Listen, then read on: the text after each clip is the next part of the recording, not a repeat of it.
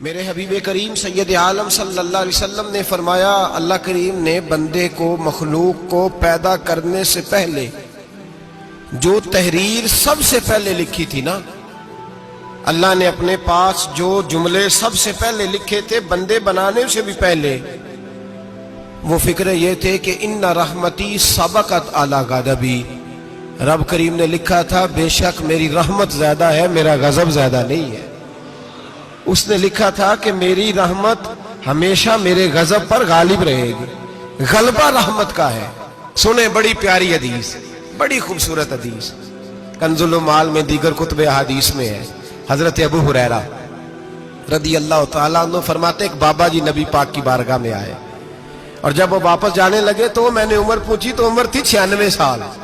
کہتے ہیں بزرگ جب آئے نا تو یہ بھویں جو ہے نا ان کی سفید ہو کے تو یوں آنکھوں پہ آ گئی، بڑی چھڑی بابا جی نے پکڑی ہوئی اور دونوں ہاتھ پکڑ کے نا چھڑی کے اوپر جھکے ہوئے ہیں ایک جانب، قربان جاؤں۔ کہتے ہیں جب وہ بزرگ مسجد میں داخل ہوئے تو میرے رسول نے کھڑے ہو کے استقبال فرمایا، کھڑے ہو، اور نبی کریم صلی اللہ علیہ وسلم نے آگے بڑھ کے بابا جی کو بازو سے پکڑا اور بٹھایا۔ حضور بیٹھ گئے، کہا بزرگوں کیسے آئے ہو؟ تو کہتے ہیں وہ بابا جی بات کرتے تو آنکھ کھول کے پہلے حضور کا چہرہ دیکھتے، پھر وہ بات کرتے تو ان کے لب و لہجے کے اندر بڑی پریشانی، بڑی تکلیف، بڑی مایوسی۔ عرض کرنے لگے یا رسول اللہ، حضور زندگی ساری گناہوں میں بیت گئی ہے، حضور غلطیاں ہی غلطیاں، یاد ماضی عذاب ہے، یا رب چھین لے مجھ سے حافظہ میرا۔ اے اللہ کے رسول بڑی لمبی فہرست ہے، پاپ ہی پاپ ہے، کالے سیاہ دفتر ہے۔ یا رسول اللہ صلی اللہ علیہ وسلم جب پلٹ کے دیکھتا ہوں حضور مجھے نیکی دکھائی نہیں دیتی۔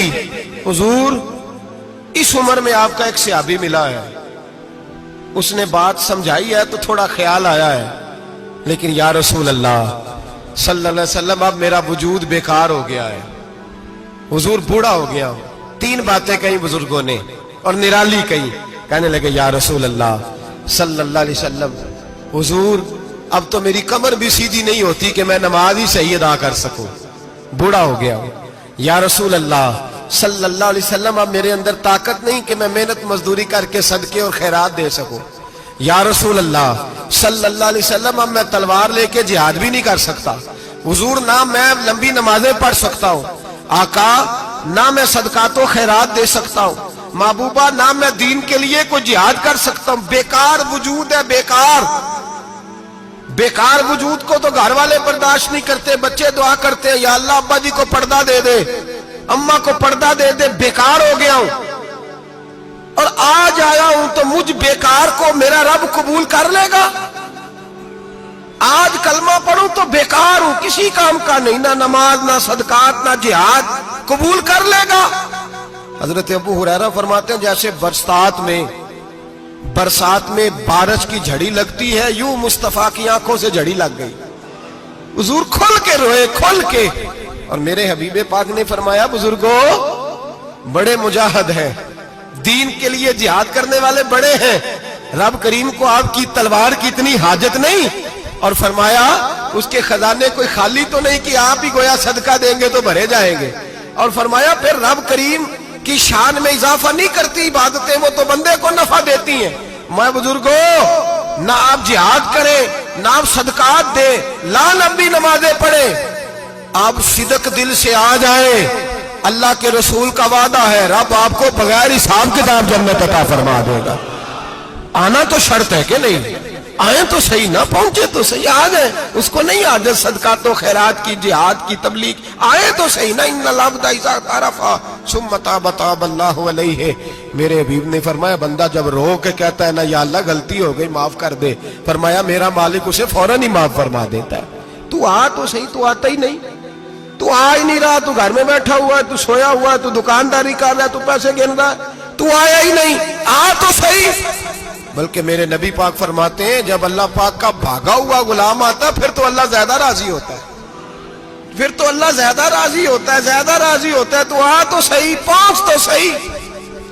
بلکہ صوفیاء تو اور بات کرتے ہیں، وہ کہتے ہیں تو کبھی بھول کے بھی رب رب کرے تو اللہ تو اسے بھی قبول کر لیتا ہے، بھول کے۔ ملا رومی کہتے ہیں بنی اسرائیل کا بندہ ہے، सनम पत्थर को कहते हैं, बुत को कहते हैं। बुत के सामने खड़ा है और सारी रात कहता है या सनम या सनम या सनम, ऐ पत्थर ऐ बुत, सारी रात पुकारता रहा।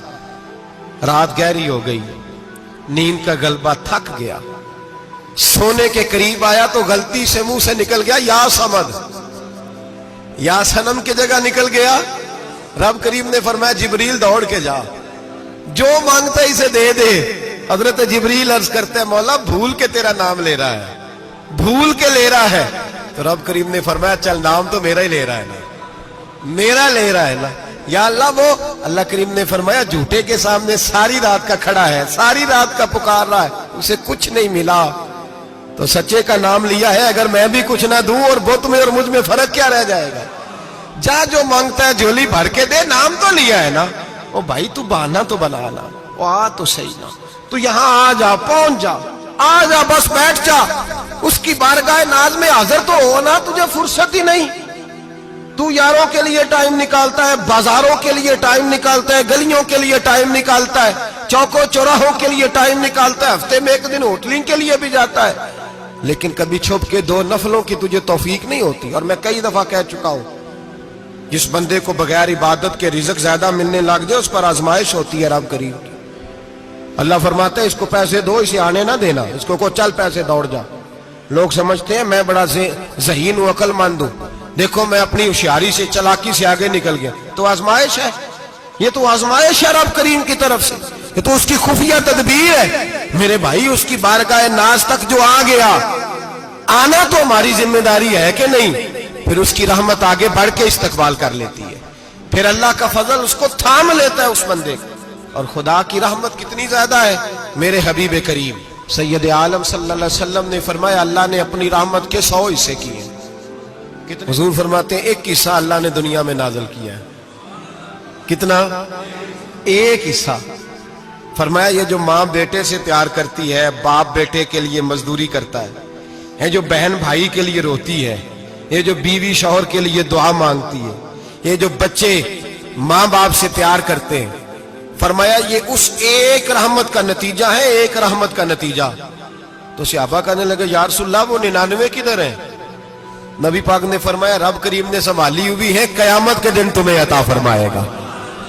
अभी तो एक नाज़िल की है, अभी अल्लाह ने हजरत यूसुफ अलैहिस्सलाम के जमाने में कहत हो गया। तो जनाब यूसुफ अलैहिस्सलाम ने, चूंकि आप अल्लाह के नबी से पहले से जान गए, कहत होगा, तो हजरत यूसुफ ने गंदम पहले स्टॉक कर ली थी बहुत ज्यादा। बाकी इलाकों में जब कहत पड़ा ना, अब सब लोगों ने मिस्र की तरफ रुझान किया गंदम लेने के लिए।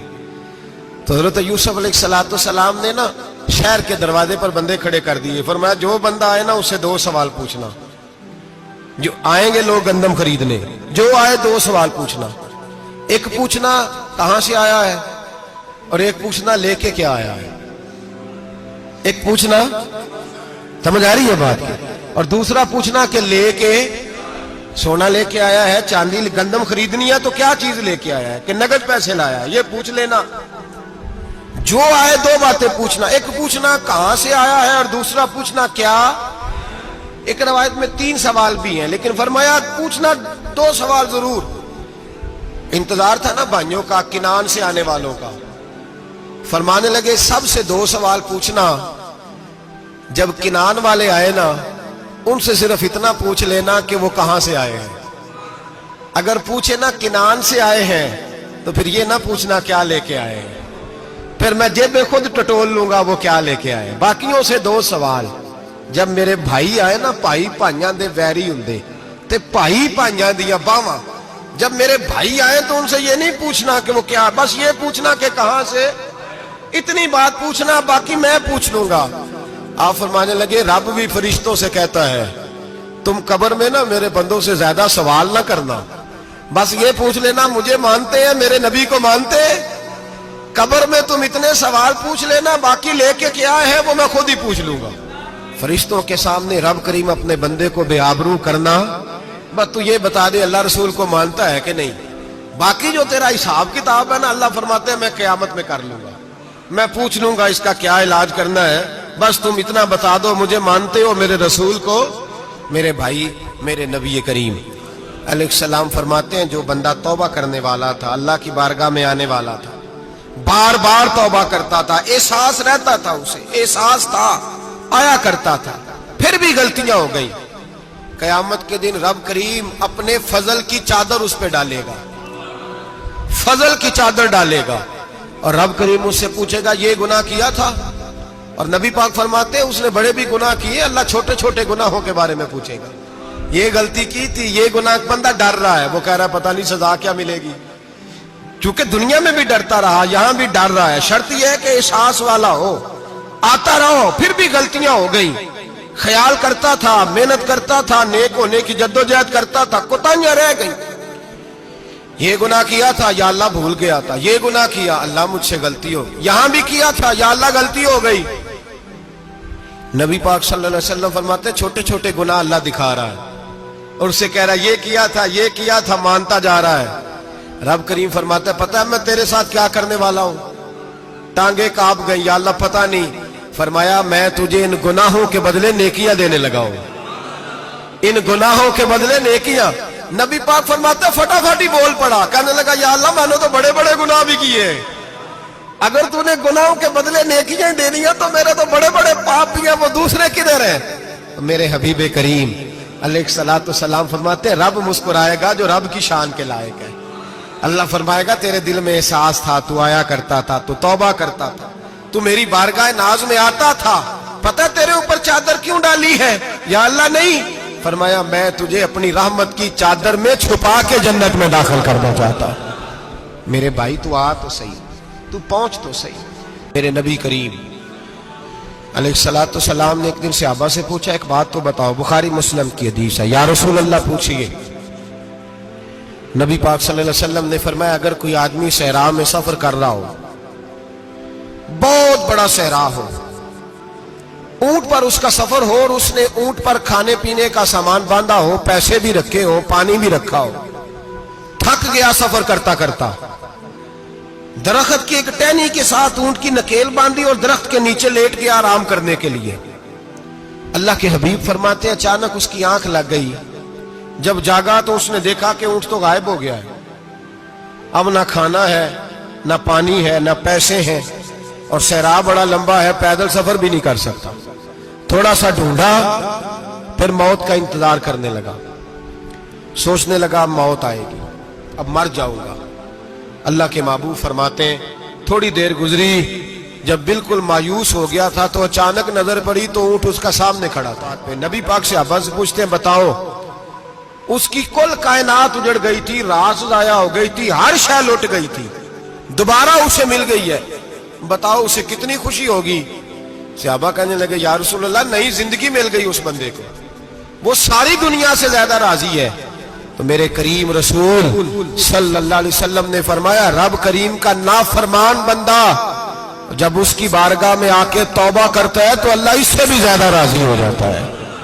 نافرمان جب آ کے کہتا ہے یا اللہ معاف کر دے، آئندہ نہیں کرتا، میں اللہ تو راضی ہو جاتا ہے۔ اور حبیب پاک علیہ السلام فرماتے ہیں وہ اتنا کریم ہے، جب بندہ اپنے رب سے صلح کر لیتا ہے، توبہ کر لیتا ہے، تو اللہ زمین کو کہتا ہے تو بھول جا میرے بندے نے گناہ کیا ہی نہیں، آسمان سے کہتا ہے تو بھول جا میرے بندے نے گناہ کیا ہی نہیں۔ پھر رب کریم فرشتوں سے فرماتا ہے کہ مٹا دو جو تم نے لکھا تھا، میں نے اپنے بندے کے ساتھ صلح کر لی ہے۔